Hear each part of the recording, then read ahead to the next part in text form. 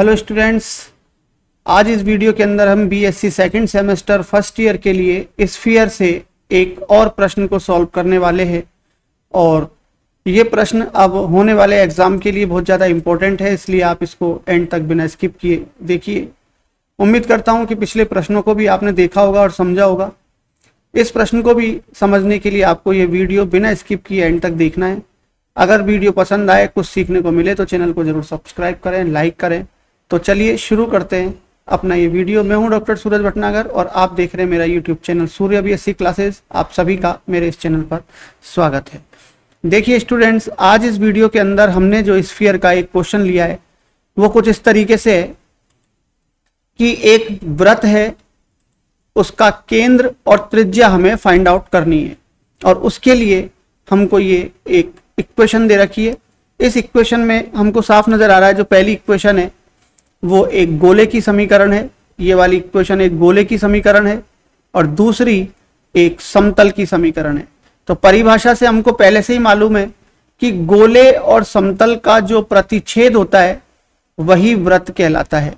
गोले और समतल का प्रतिच्छेद वृत्त कहलाता है और उसी वृत्त की हमें त्रिज्या और केंद्र यहां पर निकालनी है। तो उसको हम किस तरीके से कर सकते हैं, देखिए स्टूडेंट्स, यहां पर हमने ये एक गोला बनाया है बाहर। इस गोले का केंद्र हमने सी ले रखा है और ये जो समतल की इक्वेशन है, इस समतल के द्वारा हमने इस गोले का प्रतिच्छेद किया है। ठीक है, तो नीचे जो ये प्रतिच्छेद हुआ है इसका, ये वृत्त है, ये नीचे वाला जो भाग है ये वृत्त है। तो हमको इसी वृत्त का केंद्र यानी कि O पॉइंट जो है वो वृत्त का केंद्र है और इस वृत्त की जो त्रिज्या है ये वाली, अगर हम इस बिंदु को B से प्रदर्शित कर लें, अगर हम इस बिंदु को B से प्रदर्शित कर लेते हैं तो OB जो है वो वृत्त की त्रिज्या है R। ठीक है, C से लेकर O तक गोले के केंद्र से समतल पर डाला गया लंब हो गया।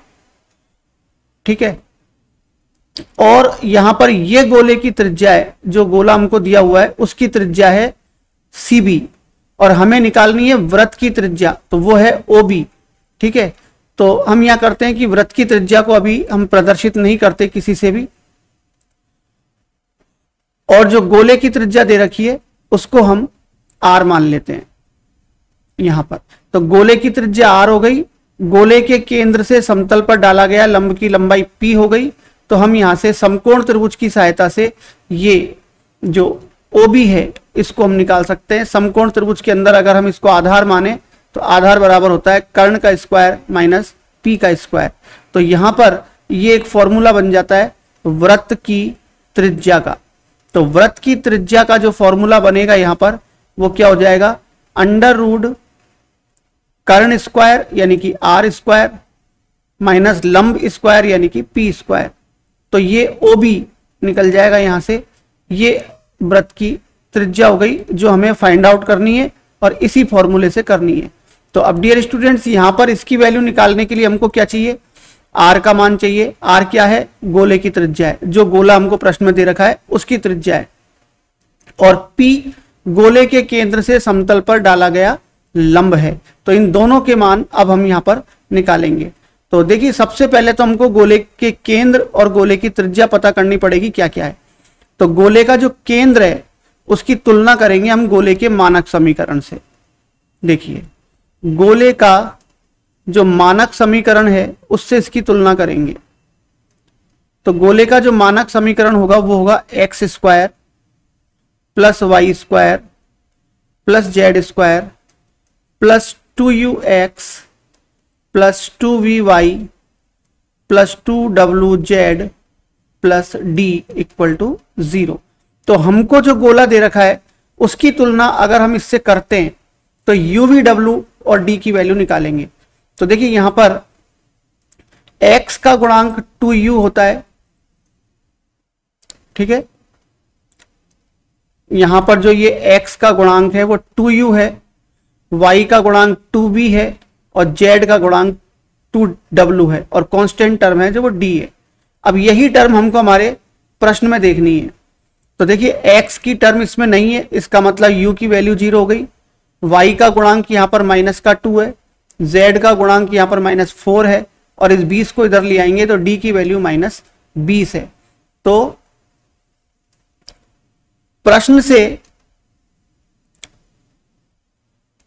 प्रश्नानुसार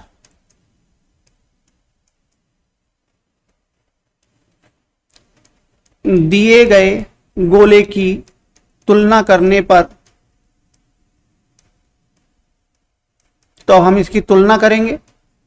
तो तुलना करने पर हमारे पास u, v, w और d की वैल्यू निकलेगी। तो u बराबर 0 है क्योंकि वहां पर x का टर्म नहीं है।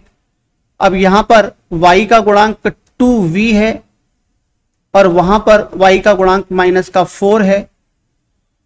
ठीक है, देख लेते हैं हम एक बार। y का गुणांक -2 है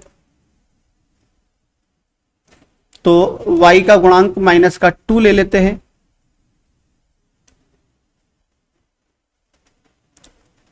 z का गुणांक 2w होता है तो z का गुणांक प्रश्न के अंदर -4 दे रखा है और d की वैल्यू -20 हो जाएगी। तो यहां से v बराबर हमारे पास आ गया -1 और w बराबर आ गया -2। अब जो गोले का केंद्र होता है तो केंद्र के जो निर्देशांक होते हैं वो होता है -u, -v और -w। तो यहां पर जब हम वैल्यू पुट करेंगे u, v, w की तो ये हो जाएगा 0, 1 और 2। v और w की वैल्यू नेगेटिव है इसलिए माइनस साइन से प्लस हो जाएगा और इसकी जो त्रिज्या होगी, गोला जो हमको दे रखा है उसकी त्रिज्या, उसका फॉर्मूला होगा u² + v² + w² - d। इस सूत्र से हम गोले की त्रिज्या निकाल सकते हैं। तो गोले की त्रिज्या हमारे पास आ जाएगी u की वैल्यू 0, v² का मतलब 1 का वर्ग 1, w का मतलब 2 का वर्ग यानी 4 और -d की वैल्यू -20 है इसलिए ये हो जाएगा +20। और इसको अगर हम सॉल्व करते हैं तो ये हो जाएगा 25 का मतलब √25 हो गया ये, और √25 की वैल्यू डियर स्टूडेंट्स 5 हो जाती है। तो जो गोला हमको दे रखा है उसकी त्रिज्या हो गई 5, यानी कि r बराबर हमारे पास 5 आ गया डियर स्टूडेंट। तो हमारे पास जो फॉर्मूला है वृत्त की त्रिज्या ज्ञात करने का वो √r² - p² है। तो r की वैल्यू हमने निकाल ली है, 5 आया है। अब हम गोले के केंद्र से समतल पर लंब की लंबाई निकालेंगे। गोले का केंद्र, तो गोले का केंद्र क्या है 0, 1, 2 से समतल, समतल का समीकरण कितना है हमारे पास? समतल का समीकरण है x + 2y + 2z, x + 2y + 2z और 21 को भी इधर ही ले आते हैं, -21 बराबर 0 पर लंब की लंबाई। तो लंब की लंबाई को हम यहां पर क्या मानेंगे? p मानेंगे, जैसा कि हमने चित्र में बता रखा है। तो p बराबर हो गया, इन बिंदुओं को x, y, z की जगह रखेंगे यहां पर, तो ये हो गया 0 + 2 × 1 + 2 × 2 -21 और x, y, z के गुणांकों का वर्ग। तो x का गुणांक 1 है तो 1 का वर्ग 1, y और z के गुणांक 2, 2 है तो उनका वर्ग 4 और 4 हो जाएगा, बटे में हो गया √9, √9 का मतलब 3 और ऊपर कितना हो जाएगा 2 × 1 2 हो जाएगा, 4 इधर से आ जाएगा, 4 और 2 6, 21 में से 6 गए तो 15, -15 बटे 3 हो गया और यहां से आया -5 और लंबाई हमेशा धनात्मक होती है इसलिए धनात्मक मान ले लेंगे। यहां से लंबाई हमेशा धनात्मक रहती है, ठीक है। हम चाहे तो यहां पर मॉड भी लगा सकते हैं, इस तरीके से लंबाई के लिए मॉड लगा दिया तो मॉड लगाने से ये वैल्यू हो गई 5। अब हम निकाल सकते हैं वृत्त की त्रिज्या।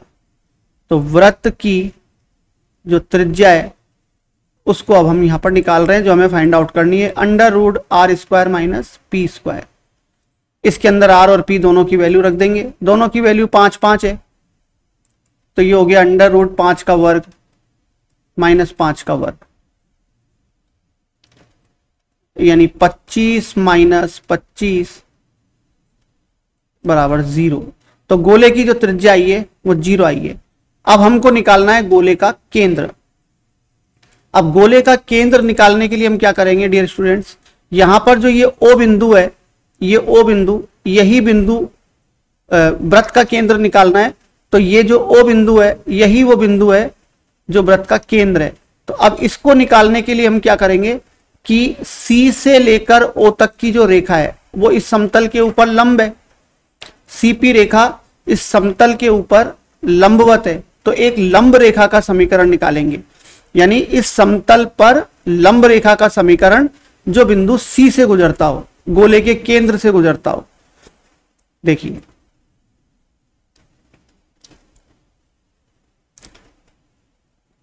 गोले के केंद्र सी से समतल पर लंब रेखा का समीकरण, तो समतल पर जो लंब रेखा का समीकरण होगा वो हमें निकालना है।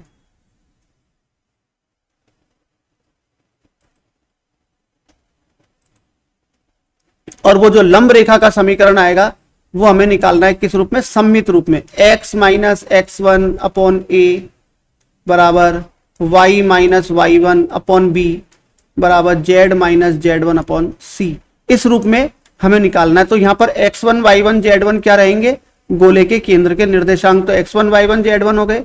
और ए बी सी क्या है, ये दिक् अनुपात है जो समतल में x y z के गुणांक है। तो यहां पर x1 y1 और z1 ये तो हो गया 0 1 और 2, और a b और c बराबर हो गया 1 2 और 2। ये समतल से निकाल लिया हमने, और ये गोले का केंद्र है। तो लंब रेखा का समीकरण हो गया x माइनस 1 x माइनस 0 बटे 1 y माइनस 2 बटे 2।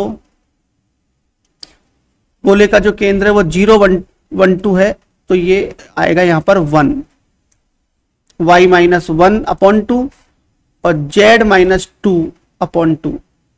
डियर स्टूडेंट्स, इसके बराबर में हम कुछ मान लेते हैं। जैसे मान लीजिए हमने इसके बराबर में लैम्डा मान लिया, तो यहां से हम एक्स वाई जेड की वैल्यू निकालेंगे। तो यहां से x बराबर आ गया लैम्डा, y बराबर आ जाएगा 2 लैम्डा प्लस 1 और z इक्वल टू आ जाएगा 2 लैम्डा प्लस 2। अब ये एक्स वाई जेड की जो वैल्यू है इसको मान सकते हैं हम कि ये उस वृत्त का केंद्र है, क्योंकि ये समतल के ऊपर स्थित है।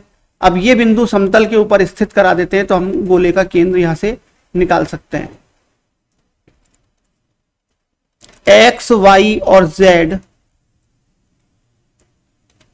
समतल पर स्थित है, अतः तो समतल के समीकरण में ये एक्स वाई जेड की वैल्यू हम रख देते हैं। तो समतल का समीकरण हमारे पास है x plus 2y plus 2z minus 21 बराबर 0। तो इसको सॉल्व करके हमको लैम्डा की वैल्यू निकाल लेनी है। तो देखिए x की जगह पर हमने लिख दिया लैम्डा प्लस 2 इंटू वाई की जगह पर हम लिख देंगे 2 लैम्डा प्लस 1 प्लस 2, z की जगह पर हम लिख देंगे 2 लैम्डा प्लस 2 और बराबर 21। अब यहां पर लैम्डा कैलकुलेट कर लेते हैं कितने, तो 1 और 4 इधर से आ जाएंगे, 4 इधर से आ जाएंगे, तो 9 तो लैम्डा हो गए। संख्या हमारे पास यहां बन रही है 2 और 4 6, तो 6 का पक्षांतरण कर देंगे तो 21 माइनस 6 यानी कि 15 हो गया। तो यहां से जो लैम्डा की वैल्यू आएगी वो आ जाएगी 15/9 यानी कि 5/3। और इस लैम्डा के मान को एक्स वाई जेड के मानों में रखेंगे तो वो हमारे वृत्त का केंद्र हो जाएगा।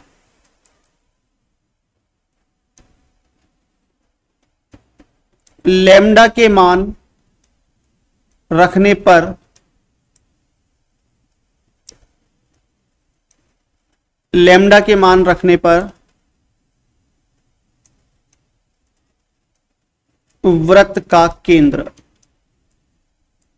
तो जो एक्स वाई जेड है वही वृत्त का केंद्र है। तो x बराबर लैम्डा है और लैम्डा बराबर हो गया 5/3, y बराबर 2 लैम्डा प्लस 1 है, यानी कि 2 इंटू 5/3 प्लस 1, तो ये कितना हो जाएगा 13/3। और इसी तरीके से z बराबर है 2 लैम्डा प्लस 2, यानी कि ये हो जाएगा 2 इंटू 5/3 और प्लस 2, यानी कि ये बन गया 16/3।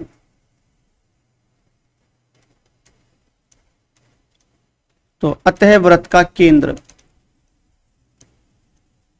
अतः वृत्त का केंद्र, तो वृत्त का केंद्र हो गया। अब यहां से एक्स वाई जेड की वैल्यू पुट कर लेंगे, 5/3, 13/3 और 16/3। तो ये बिल्कुल आसान प्रश्न था कि हमको एक वृत्त का केंद्र और त्रिज्या निकालनी थी। तो वृत्त का केंद्र और त्रिज्या हमने इस तरीके से निकाल ली है। तो उम्मीद करता हूं सभी को ये प्रश्न समझ में आ गया होगा। अगर कोई डाउट रहता है तो कमेंट बॉक्स में लिख करके आप उसको शेयर करें। अगर कोई भी स्टूडेंट आज मेरे चैनल पर आकर के वीडियो को पहली बार देख रहा है और कुछ सीखने को मिला हो तो चैनल को जरूर सब्सक्राइब करके जाए और लाइक भी करें। Thank you.